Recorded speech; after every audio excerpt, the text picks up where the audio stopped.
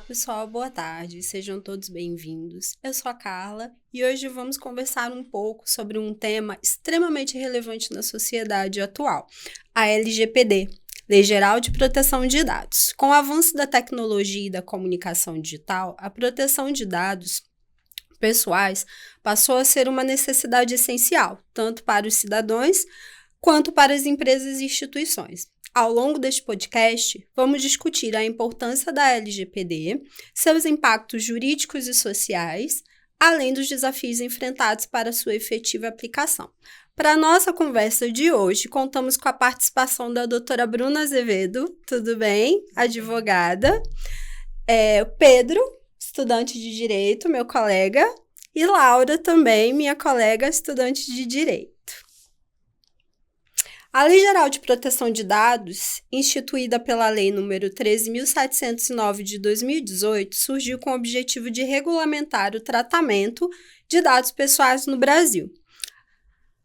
A legislação estabelece que o armazenamento e o compartilhamento e a utilização de informações pessoais, buscando garantir mais segurança, privacidade e transparência no uso desses dados. Nesse momento, iniciaremos nossa discussão sobre os principais aspectos da LGPD e suas influências. Bruna, para começar, você poderia explicar para a gente um pouquinho de forma simples o que é a LGPD? Sim. A LGPD, ela veio para proteger o cidadão. Então, é uma forma de mostrar que o cidadão ele não está desamparado quando ele compartilha os dados dele. E esses dados podem ser dados sensíveis ou não. Então, a lei, ela vem para trazer essa informação para a gente de forma mais clara. Quais são esses dados, como eles podem ser compartilhados e até uma penalidade caso ocorra alguma coisa, né? Caso tenha algum vazamento. E a gente tem algumas informações, por exemplo, alguns termos de consentimento que às vezes a gente até marca, aceito, sem nem ler. E isso, de certa forma, traz um prejuízo para a gente, porque às vezes você autoriza algo que você nem tem ideia do que está autorizando, e é ruim. E essa lei, ela tem uma consequência muito forte, que é a aplicação de uma multa, que ela pode ser uma multa até elevada, né? Pode chegar até a 50 milhões. E isso é algo muito sério para uma empresa, por exemplo. Às vezes a empresa ela não tem condições financeiras para arcar. E essa lei, ela traz informações como você coleta esses dados, como você armazena, como você usa e qual é a finalidade que você vai dar para esses dados posteriormente. Tudo isso, ela vem trazendo, né, como descrição, todas essas informações para facilitar para o cidadão. Mas muitas vezes o cidadão nem conhece a existência da lei. Verdade, você mencionou aí sobre marcar, né, dizendo que leu. Gente, é cada texto gigante que realmente dá até preguiça, entre aspas, de ler. E as letrinhas. As letrinhas miudinhas, você vai lá e marca, tá bom, vai. Tomara que dê certo. Isso. E um problema maior também que a gente tem é que às vezes a pessoa não vê opção. Então, ou você aceita, ou você simplesmente não consegue fazer algum cadastro. Verdade. Você não consegue acessar algo que você precisa para resolver algum problema, por exemplo. Concluir, né? Finalizar aquilo.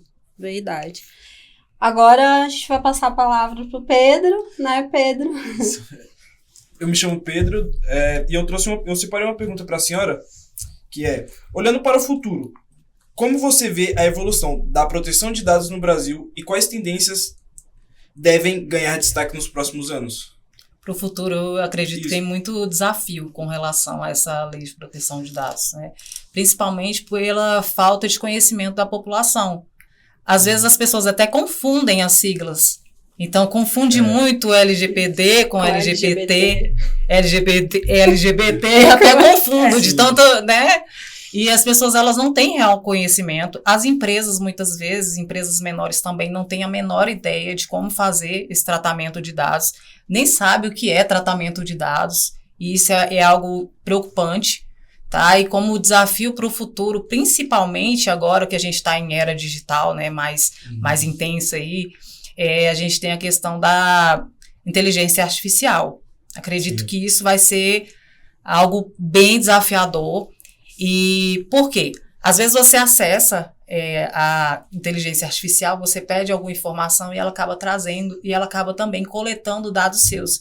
Então, por exemplo, Eu vou dar o exemplo da advocacia, né? Muitos advogados acabam colocando uma petição inicial ali com todos os dados do cliente e você simplesmente não sabe se esses dados vão ser coletados pela inteligência artificial para fazer algum modelo para fornecimento, né, de outro usuário. Então, a gente tem essa questão envolvida. Acontece já, algumas inteligências artificiais, elas coletam esses dados para fornecer modelos e isso é algo bem, bem preocupante. Para o futuro, além disso, além dessa questão, que as pessoas não têm noção nenhuma, que a LGPD, ela trata a questão de dados e tudo, mas ela não é uma lei da tecnologia da informação, não pode confundir essas questões, né, porque uma coisa é a tecnologia da informação, outra coisa é a questão da proteção dos dados, isso tem que ficar muito claro. Para o cidadão, ele tem que ter conhecimento. Para a empresa, ela realmente tem que ter conhecimento, porque ela pode tratar esses dados dentro da própria empresa, mas ela pode também contratar alguém que vai fazer essa coleta de dados, esse tratamento, né, e dar a destinação correta, para que não ocorra nenhum tipo de vazamento.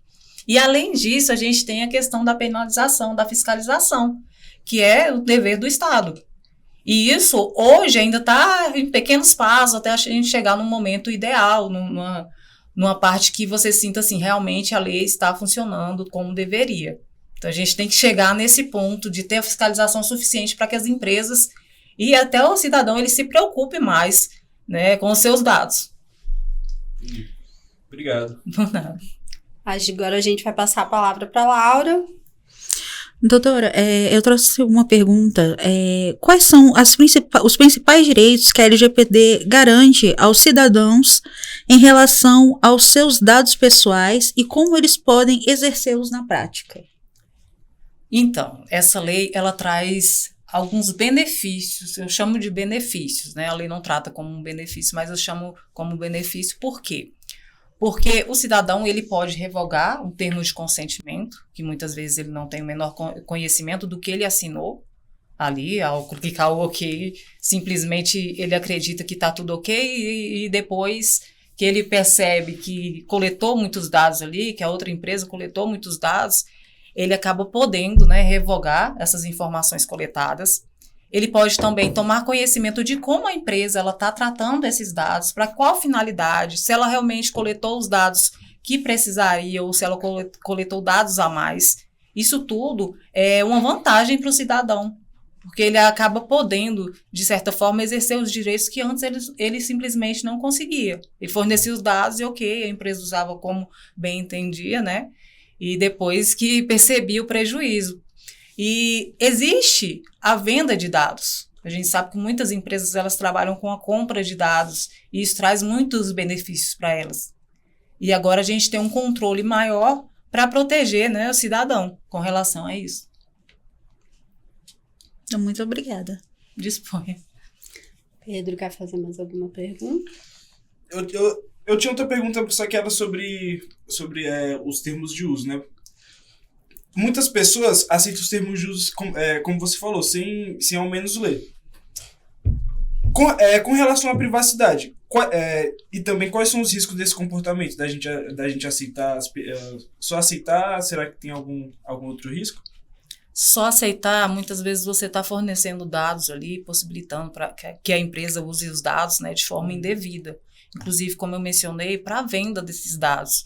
Porque outras empresas acabam ganhando milhões em cima desses dados coletados. Elas conseguem entrar em contato com você, elas conseguem ter contato com o banco que você, às vezes, utiliza. Tem muitos viés aí por trás, sabe, de tudo isso. E a população simplesmente não tem qualquer conhecimento e acaba fornecendo todos os seus dados ali.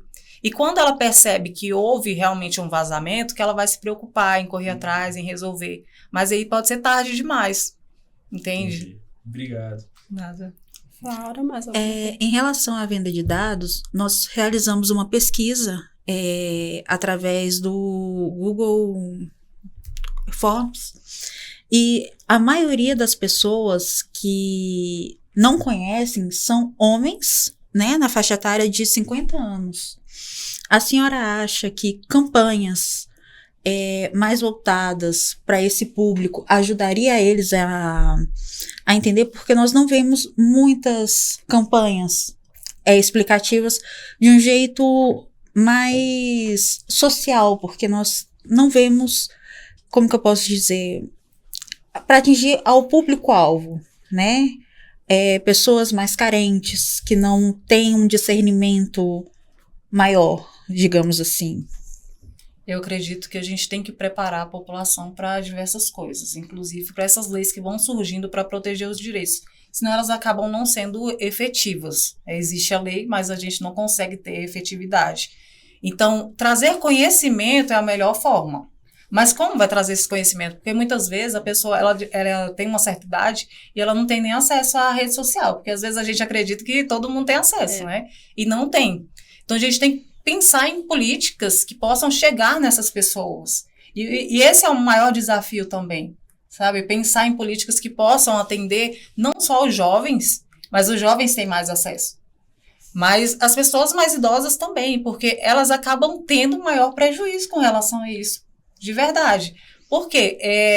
Eu não sei se vocês acompanham, né? Mas a gente tem muita invasão de dados com relação aos idosos. Principalmente em relação ao INSS, aposentadoria. E eles acabam muitas vezes fazendo empréstimos consignados e tudo, sem ter qualquer conhecimento. E aí depois que eles veem que o valor que eles estão recebendo não está sendo suficiente, né, para o próprio sustento, que a situação fica bem mais complicada, que eles vão buscar ajuda. E essa ajuda muitas vezes não é efetiva mais, porque já autorizou ali, né, já fez, já fechou o contrato, e aí para resolver como fica.